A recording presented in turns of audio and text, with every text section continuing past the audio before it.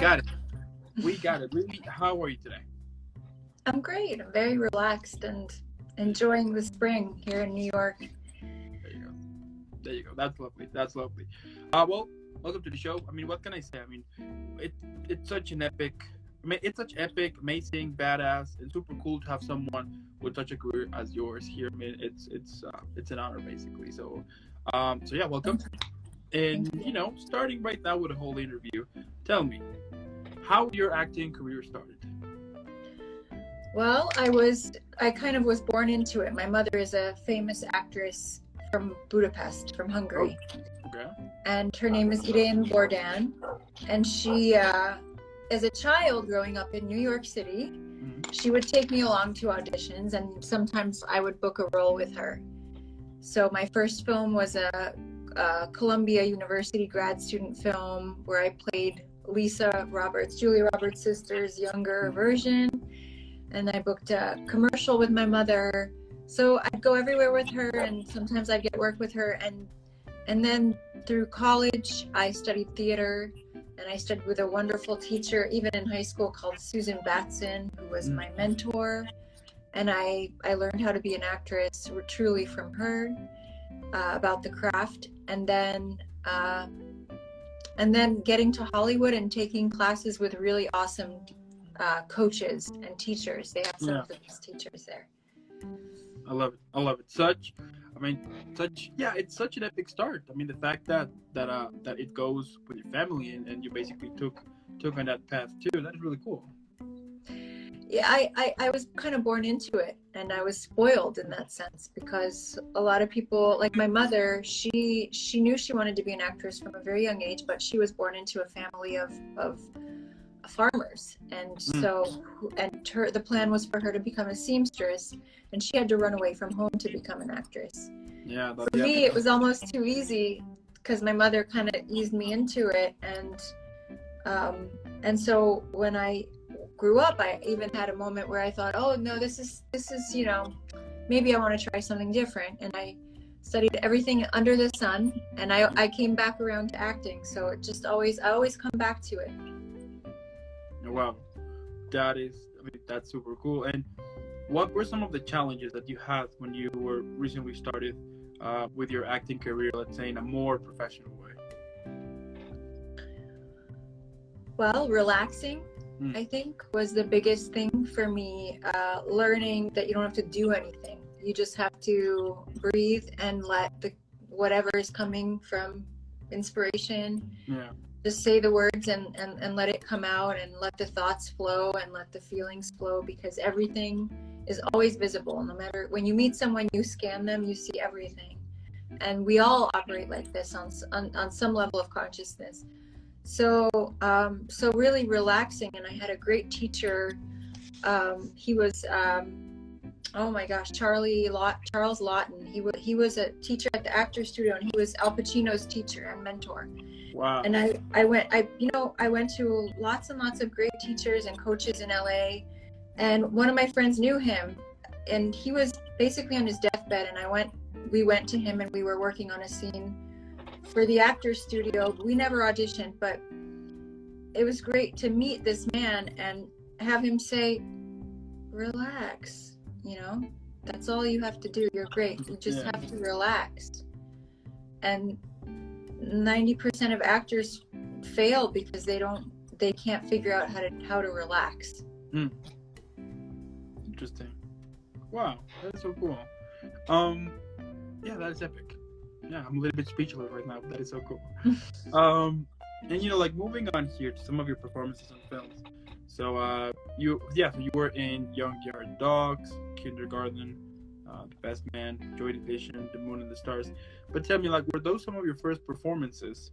But also, like, what you were able to learn from those first experiences?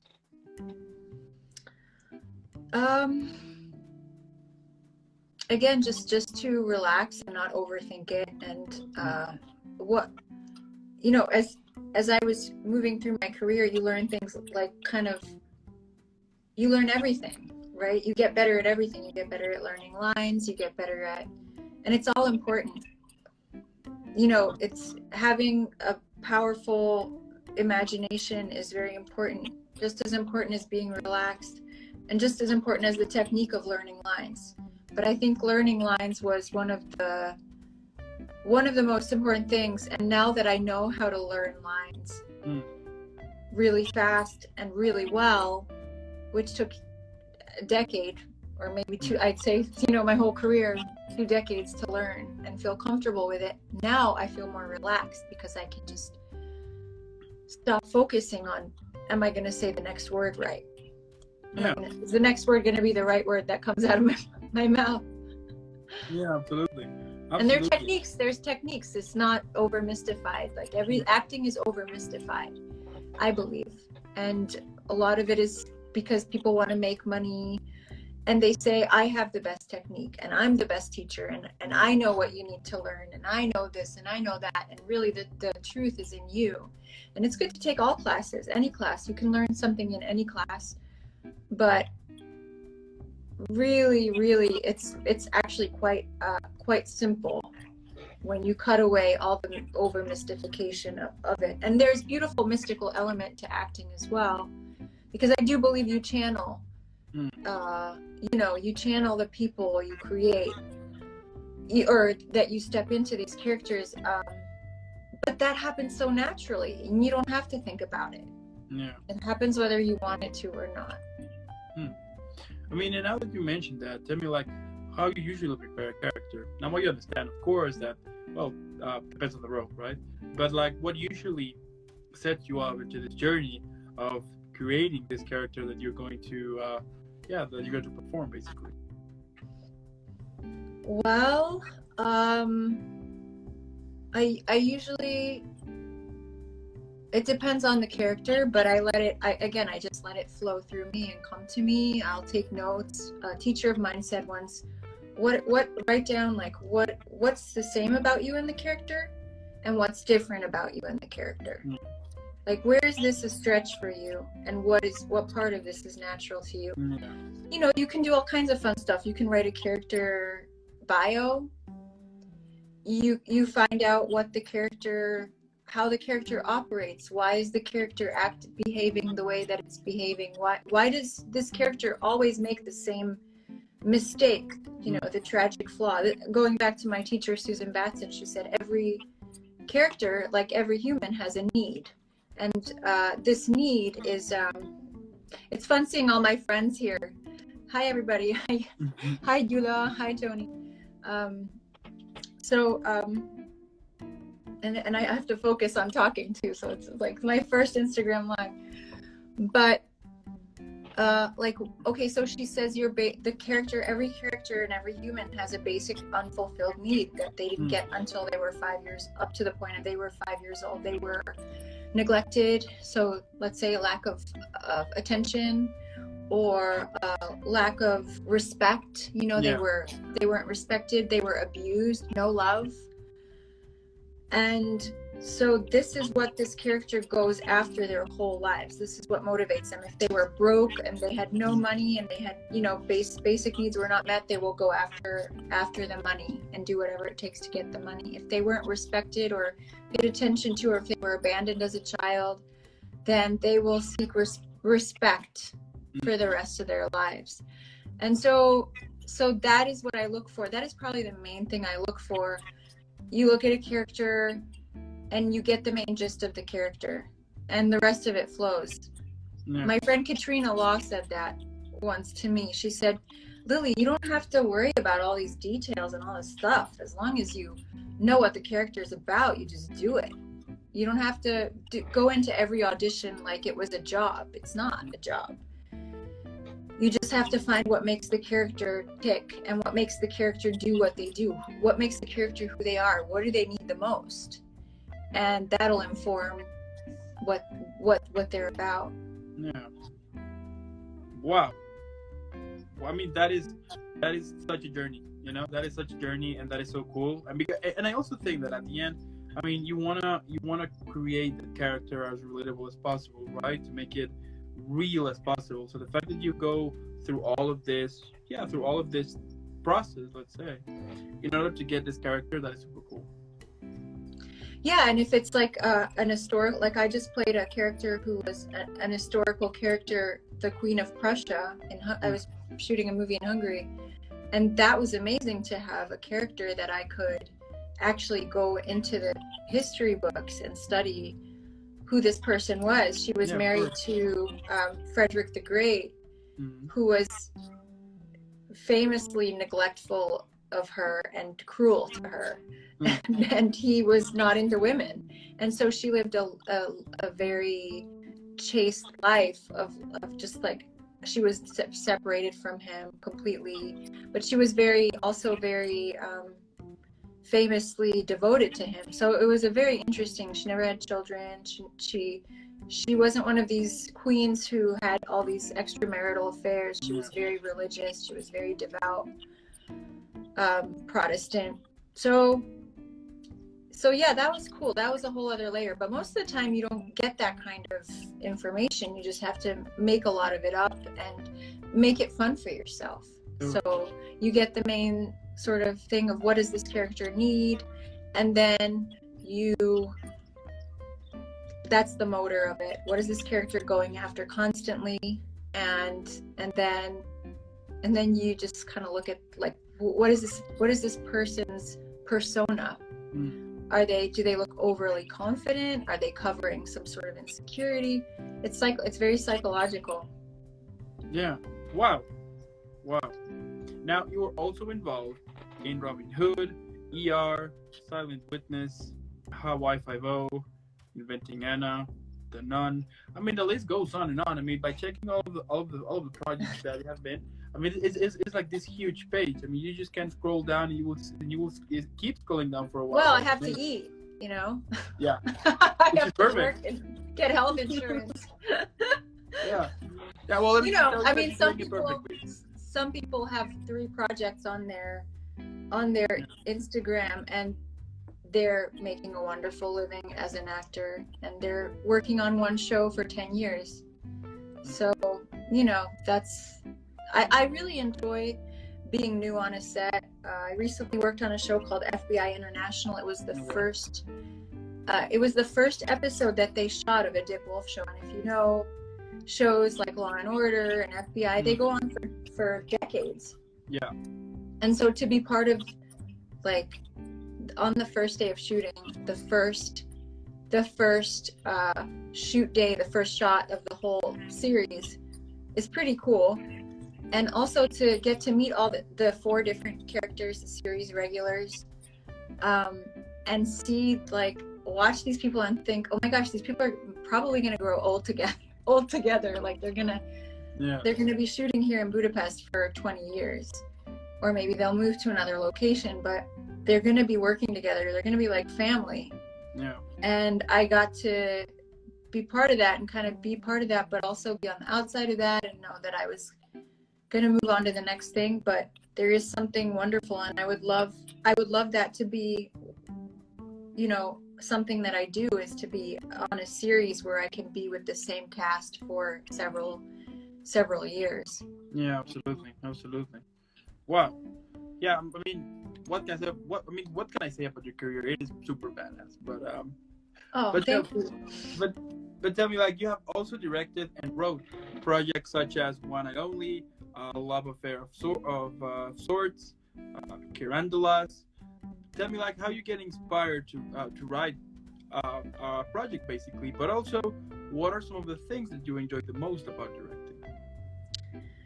Well, as an actor, I feel like I'm in a really good position to know how to direct actors. So absolutely.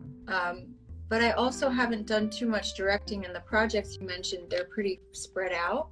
But the last one I did was probably my first. It's my first one as a, like, that's a project that I wrote, directed, and produced, and that was really awesome to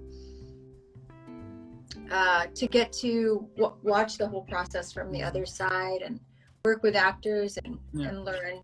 Like, it's a cool thing to be an actor, and I think directors should take some kind of acting class and learn how to talk to actors. And and I love storytelling, but I can't tell a story unless I'm like, this story needs to be told. And Yeah, absolutely.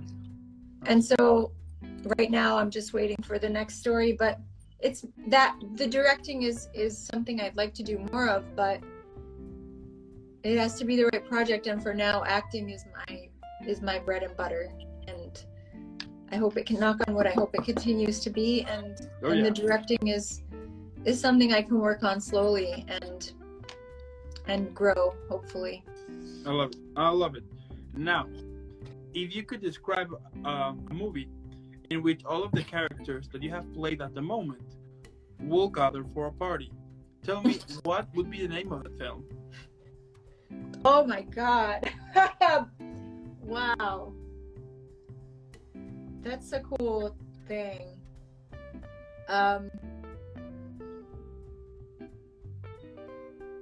hope you find a couch at a reasonable, a seat on a couch at a reasonable distance from the next person. Okay. Like the characters I've played mostly are pretty crazy, I would say. They're pretty wild. Or just going through some stuff, and because those are more interesting for me. Okay. There's more to work with. Okay. I'm ready for more roles that are more normal people, dealing with normal things, not like, former Marines who are drug dealers currently, or mothers who kidnap their children from their abusive husbands. Yeah. Or strict this or just someone more like me, closer to me, and less like of a stretch or like. Okay. Now, if one of the if one of the characters, I mean, like, from all of the characters you have played, you will have to choose one to become a president. Which one would you choose? Oh, Lord, none of them. None of them, honestly. This country would be destroyed. Fair enough. Now, if you could describe your career at the moment on a movie, TV show, book, a play, even a musical, why not? Tell me, what would be the title? If you could describe your whole acting career at the moment on a movie, TV show, book, play, a musical, what would be the title of that film? This is why I should have read your questions before.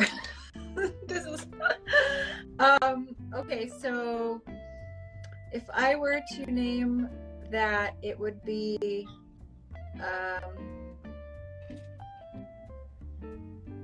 just something with the word tragedy in it. Okay. Maybe tragedy, but something with hope as well. Tragedy with a chance of hope. Okay. Anything too clever. Yeah, I like it.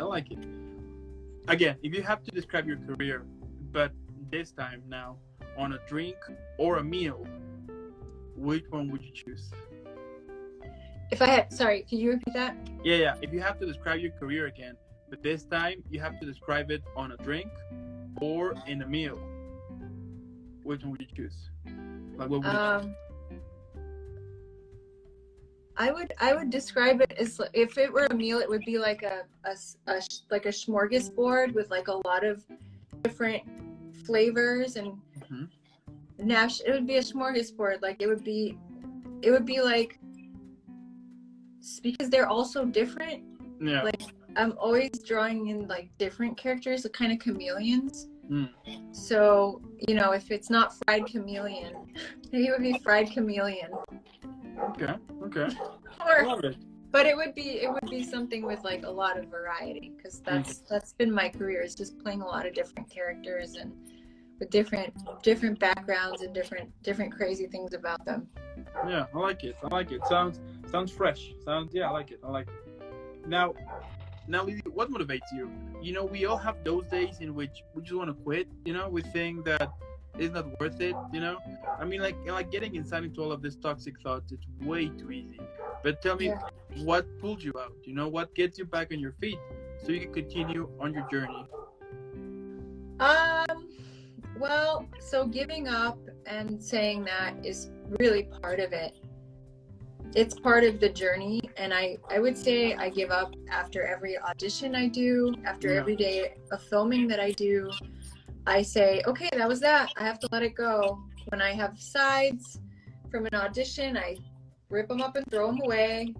Sometimes I'm not that dramatic. I'll just throw it away. I won't rip it up. But like, I want to let it go because it's not in my control. Once you do the work and you send it to your reps or the casting director, it's not in your hands anymore. So it's constantly letting go. And, you know, like I auditioned for something and I know they sent my tape to the producers, and I'm like manifesting, like majorly, like, you know, I have a group of actor friends and we always try to find ways to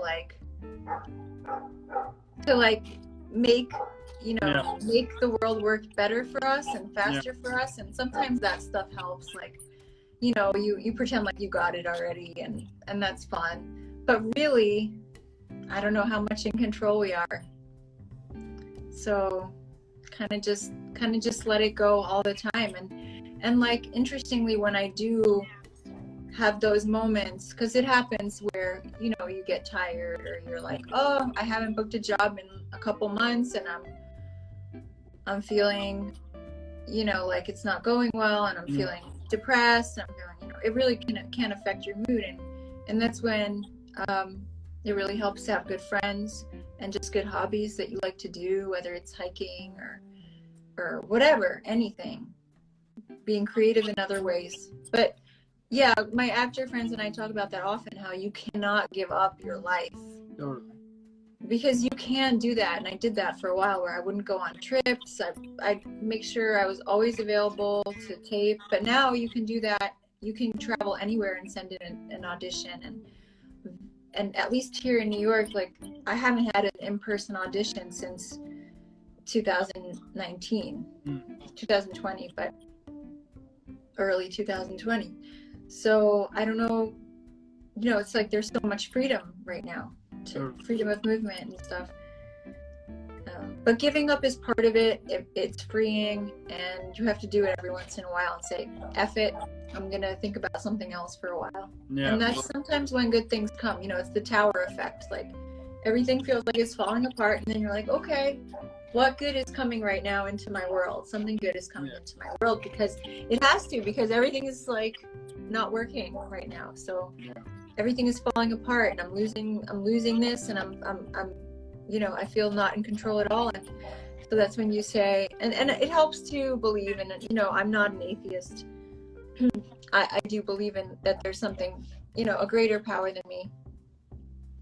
I don't always call it God, but whatever it is, it works in a funny way. And when you let go, some good things can happen when you stop trying to control outcomes. Yeah, I love it. I mean, what can I say? I mean, as I was saying before, your career is super badass here. I mean, you have accomplished so many things, and I'm super sure that, I mean, you are just gonna keep. I mean, your career is gonna just keep on growing, because it is so cool what you do, but also the fact that you're doing it because you like it. You know, it's as simple as I love it. I love what I do. There you go. And it's so much fun. Yeah, so much fun.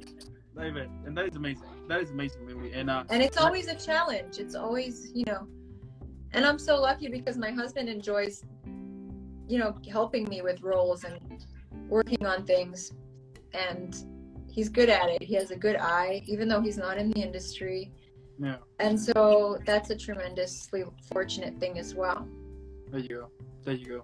I mean, that is so cool, Lili. And as I was saying, I'm super sure that we're gonna keep seeing you in more and more projects at some point that we're gonna know you worldwide, because it is so cool what you do. And I mean, you are basically inspiring thousands of people here. What you're doing, it's amazing. Keep doing what you do. And also, I want to thank those who are watching this right now. Thank you so much. Yeah, thank you so much. Hi, Nicole. Yeah, if you are watching this also later, either here on Instagram or later on YouTube, or hi, Kevin. On Spotify or Apple Podcasts, make sure to follow Lili. If you already do, fantastic. But what we're going to do now is that we're going to make her viral. Hashtag Team Lili. Let's make sure everybody knows about this amazing, talented actress that I'm interviewing. And before I send you off, I need to send you off properly with an epic send-off. If you have seen some of my episodes before, you know exactly what is about to happen. But if not, then I can surprise you. So, here we go. Okay.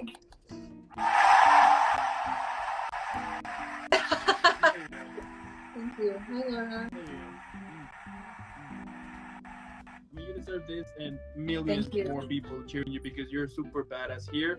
And keep killing it. Have an epic rest of the week. And I'll see you in the next one. Thank you. Thanks for having me. Bye, Dan. Thank you. Bye.